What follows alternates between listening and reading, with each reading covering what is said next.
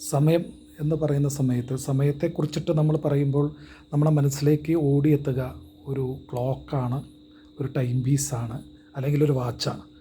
അതിൽ കുറേ സൂചികൾ, മണിക്കൂർ സൂചിയുണ്ട്, മിനിറ്റ് സൂചിയുണ്ട്, സെക്കൻഡ് സൂചിയുണ്ട്. അതൊക്കെയാണ് നമ്മുടെ മനസ്സിലേക്ക് സമയം എന്ന് പറയുമ്പോൾ ആദ്യം ഓടിയെത്തുക. പക്ഷെ മനുഷ്യൻ്റേതായിട്ടുള്ള ചില സമയങ്ങളുണ്ട്. അത് മരണത്തിനൊരു സമയമുണ്ട്, ആ സമയമായി കഴിഞ്ഞാൽ മരിക്കുക. ജനനത്തിനൊരു സമയമുണ്ട്. അങ്ങനെ ജീവിതത്തിൽ നമ്മൾ ജനിച്ച് മരിക്കുന്ന കാലം വരെ നമ്മുടെ ജീവിതത്തെ നോക്കിക്കഴിഞ്ഞാൽ ഓരോന്നും അതൊരു പ്രത്യേക സമയങ്ങളിലാണ് നമ്മുടെ ജീവിതത്തിൽ ചില സംഭവങ്ങൾ സംഭവിച്ചു കൊണ്ടിരിക്കുക. അപ്പോൾ സമയത്തെ നമുക്ക് നിരാകരിക്കാൻ സാധിക്കുകയില്ല. പലരും പറയും അങ്ങനെയൊന്നുമില്ല, നല്ല സമയമില്ല, ചീത്ത സമയമില്ല, അങ്ങനെയൊക്കെ പലരും പറയുമെങ്കിലും നമുക്ക് ചില സംഭവങ്ങൾ സംഭവിക്കുന്ന സമയത്തെ നമ്മൾ നല്ല സമയമെന്നും ചില മോശപ്പെട്ട കാര്യങ്ങൾ നടക്കുന്നതിനെ നമ്മൾ മോശം സമയമെന്ന് തന്നെ പറയണം. കാരണം സമയത്തെ മാറ്റി വെച്ചുകൊണ്ട് നമുക്ക് ജീവിക്കാൻ സാധിക്കുകയില്ല, നമുക്ക് മുന്നോട്ട് പോകാൻ സാധിക്കുകയില്ല. അപ്പോൾ സമയം എന്ന് പറയുന്നത് ഇല്ല എന്നും അങ്ങനെ ഒരു വേർതിരിവ് വേണ്ട എന്നൊക്കെ പറയുന്നത് വെറുതെയാണ്. സമയത്തിനാണ് നമ്മൾ ഏറ്റവും കൂടുതൽ ദൈവീകത കൊടുക്കേണ്ടത്. മറ്റുള്ള രാഷ്ട്രീയമായിട്ടോ മറ്റുള്ള ദൈവവിശ്വാസങ്ങൾ അന്ധവിശ്വാസങ്ങളെക്കാൾ കൂടുതൽ നമ്മൾ വിശ്വാസം കൊടുക്കേണ്ടത്, നമ്മൾ ആരാധിക്കേണ്ടത് സമയത്തെ എന്നാണ് എൻ്റെ ഒരു അഭിപ്രായം. കാരണം എന്ത് ചെയ്യുകയാണെങ്കിലും നമ്മൾ സമയം വെച്ചിട്ടാണ് ഓരോ കാര്യങ്ങൾ ചെയ്യുക. വ്യായാമം ചെയ്യുമ്പോൾ 1 മണിക്കൂർ 2 മണിക്കൂർ വ്യായാമം, ഒരു ക്ലാസ് ഒരു പീരീഡാണെങ്കിൽ സ്കൂളിലോ കോളേജിലോ ഒക്കെ ഒരു പീരീഡാണെങ്കിൽ 1 മണിക്കൂർ.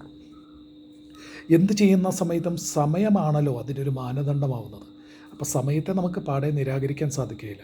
സച്ചിൻ ടെണ്ടുൽക്കർ എന്ന് പറയുന്നൊരു വ്യക്തി ക്രിക്കറ്റ് ലോകത്ത് വിസ്മയമായത് അദ്ദേഹം ചില പന്തുകൾ മറ്റുള്ള ബാറ്റ്സ്മാൻമാർ സ്ട്രൈക്ക് ചെയ്യുന്നതിനേക്കാൾ ഒരു എത്രയോ സ്പ്ലിറ്റ് ഓഫ് സെക്കൻഡ് നേരത്തെ ആ ബോളിനെ സ്ട്രൈക്ക് ചെയ്യുന്നു എന്നുള്ളതും, അല്ലെങ്കിൽ എത്രയോ സ്പ്ലിറ്റ് ഓഫ് സെക്കൻഡ് ലേറ്റായിട്ട് ചില ബോളുകളെ കട്ട് ചെയ്യുന്നു എന്നുള്ളതും അദ്ദേഹത്തെ ഏറ്റവും നല്ല ടൈമിംഗ്, ബോൾ ഹിറ്റിങ്ങിൽ ഏറ്റവും ക്രിക്കറ്റ് ബാറ്റ് കൊണ്ട് ആ ബോൾ ഹിറ്റ് ചെയ്യുന്ന ഏറ്റവും നല്ല ടൈമിങ്ങുള്ള ഒരു ബാറ്റ്സ്മാനാക്കി അദ്ദേഹത്തെ മാറ്റുകയും ആ ഒരു സ്പ്ലിറ്റ് ഓഫ് സെക്കൻഡിൻ്റെ വ്യത്യാസമാണ് അദ്ദേഹത്തെ ക്രിക്കറ്റിൻ്റെ ദൈവമാക്കി മാറ്റിയത്.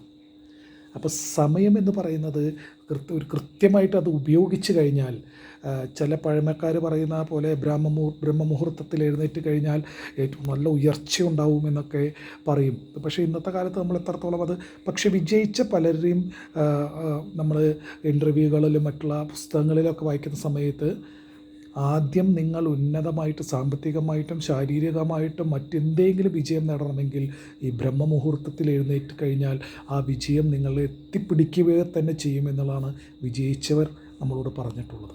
അപ്പോൾ സമയത്തെ നമുക്ക് നിരാകരിക്കാൻ പറ്റില്ല. അതാത് സമയത്ത് വരുന്നത് നമ്മുടെ സമയത്ത് നമ്മുടെ കയ്യിലേക്ക് എത്തുകയും നമുക്ക് നഷ്ടമാകുന്നത് അതാത് സമയത്ത് നഷ്ടമായി കൊണ്ടിരിക്കുകയും ചെയ്യുമെന്നുള്ളതാണ്.